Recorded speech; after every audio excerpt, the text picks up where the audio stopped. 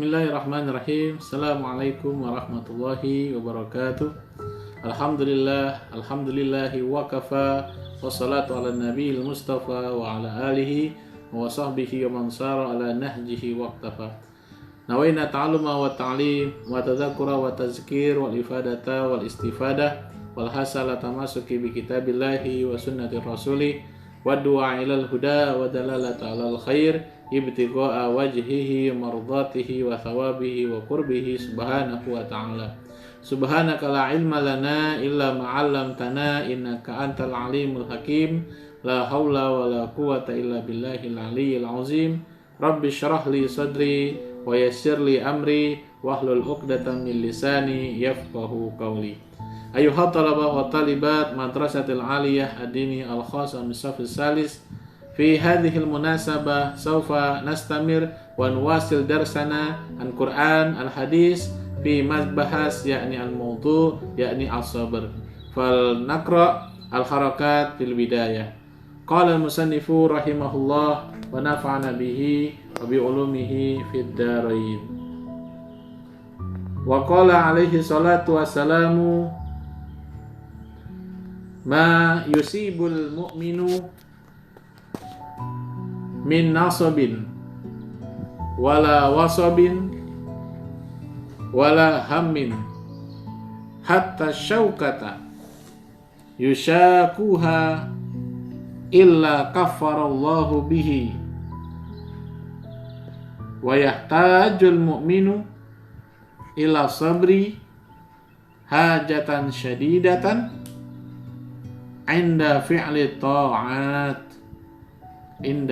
ta'ati bi an la yaksula anha wa bi ayyu addiyaha kama amarahu Allahu min kamalil huduri ma'allahi fiha wal ikhlasi lillahi wa an la yakuna biha mura'iyan wala mutasanni'an lil khalqi wa min sya'nin nafsi at-tathakulu 'anit ta'ati wa takasulu anha fayahtajul 'abdu ila ikrahiha 'ala zalika bi husni sabri.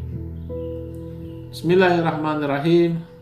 Al-an saubayyin lakum yakni anil mawdu' haza fi hadzal yaum.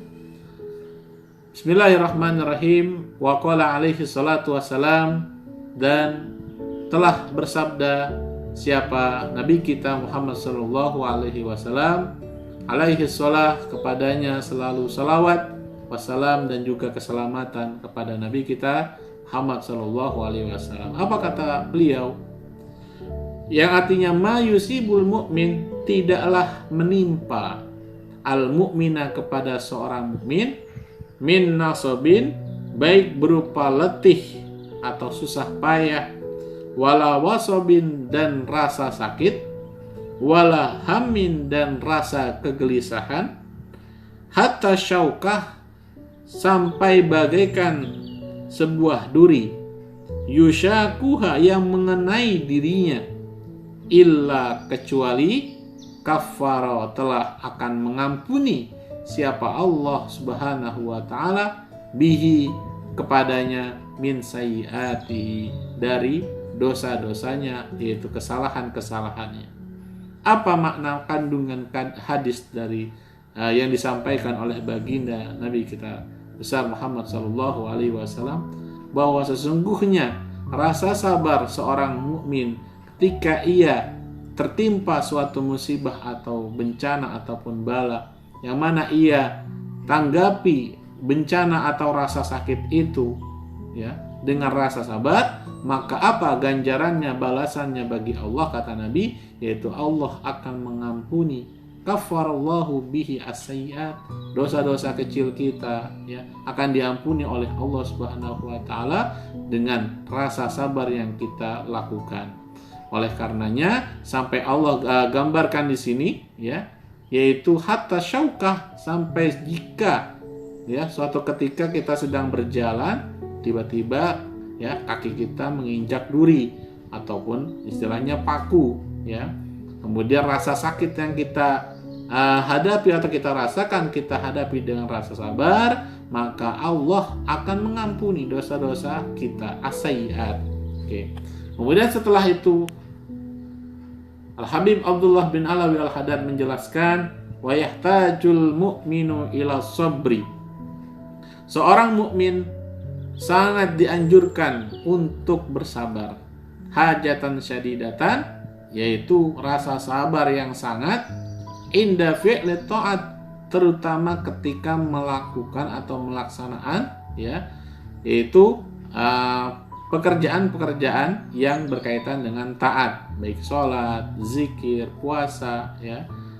Maka kenapa? Bi alla yaksula anha, yang sekiranya dengan rasa sabar itu seorang mukmin tidak menjadi malas melaksanakan ibadah tersebut ya.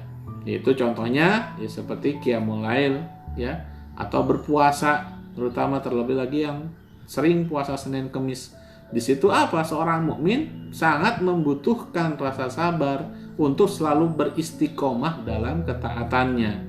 Maka ketika seorang mukmin yang selalu ya melaksanakan ibadah-ibadah seperti itu, qiyamul lail dan juga berpuasa Senin Kemis, suatu ketika ia itu ya tidak mengerjakan ibadah tersebut, dia merasa rugi dan merasa menyesal ya. Maka ketika itu ya rasa malas yang dilaksanakan atau dikerjakan oleh seorang mukmin itu harus dijauhi sehingga dia dapat melaksanakan ibadah-ibadah tersebut dengan rasa sabar. Ya, contohnya lagi ketika seorang makmum sholat berjamaah, sang imam ternyata membaca surat yang panjang ya, ataupun contohnya seperti sholat tarawih yang dilaksanakan di Timur Tengah, biasanya menggunakan salah satu kali sholat itu rakaat pertama menggunakan 1 juz Al-Quran. Maka ketika itu apa yang dilakukan oleh seorang mukmin yang menjadi tatkala itu dia menjadi makmum, dia harus memiliki rasa sabar. Itu yang contohkan di sini ya, rasa sabar dalam beribadah ya. Maka di situ kenapa Allah yaksul, supaya orang tersebut, mukmin tersebut terbiasa dalam keadaan taat, dan balasannya pun Allah akan berikan kepadanya ganjaran pahala yang setimpal dengan rasa sabar yang ia laksanakan.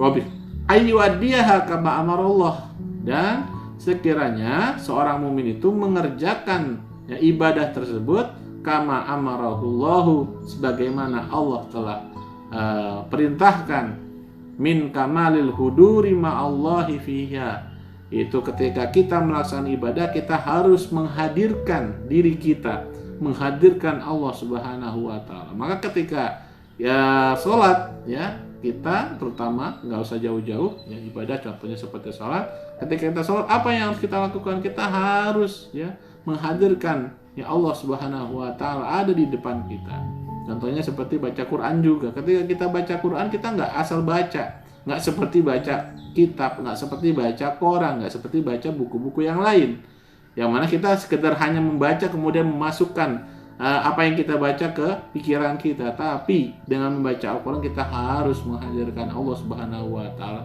Kita juga harus berusaha memahami apa yang kita baca. Itulah perbedaan antara membaca Al-Quran dengan membaca buku-buku yang lain. Begitu juga dengan sholat ya. Maka yang dinilai dalam ibadahnya seorang mukmin ketika ia sholat ya, tapi dia nggak khusyuk dalam sholat, dia nggak menghadirkan Allah Subhanahu wa taala, apa yang terjadi? Ya maka ibadahnya sah, tapi belum tentu pahala ia mendapatkan pahala di sisi Allah Subhanahu wa taala. Itu yang harus kita pahami. Jadi seorang ibadah itu harus, selain dia itu melaksanakan syarat-syarat ibadah tersebut, rukun-rukun ibadah tersebut, dia juga harus ya, terutama adalah khusyuk. Karena dengan khusyuk yaitu hudurullah fil ibadah ya, itu menjadikan kita mendapatkan pahala di sisinya Allah, yang mana pahala itu akan ditimbang di akhirat nanti, yang dinamakan dengan mizan. Amal perbuatan baik kita itu, yaitu pahala-pahala tersebut akan ditimbang dengan amal perbuatan jelek kita. Kemudian setelah itu ya, bagaimana caranya? Ya, wal ikhlas. Yang selanjutnya yang Allah perintahkan adalah ketika kita beribadah kita harus ikhlas. belajar kita harus ikhlas. Sekalipun belajar dari jarak jauh kita harus ikhlas. Kenapa? Karena di situ ya pahalanya atau balasan bagi orang-orang yang sabar dan ikhlas, ya mereka adalah akan diampuni segala dosanya. Amin amin ya rabbal alamin.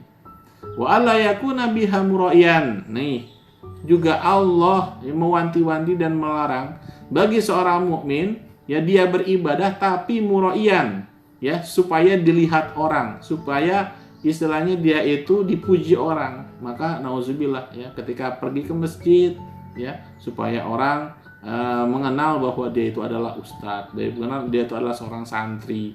Ya, jangan seperti itu karena Allah membenci ya sifat-sifat yang riya, yaitu menunjukkan dirinya ya di hadapan orang lain supaya dipuji. Nauzubillah summa wal iyazubillah min zalik. Maka ibadah ya harus dilaksanakan dengan ikhlas karena Allah Subhanahu wa taala. Maka kemudian apa Ustaz solusinya?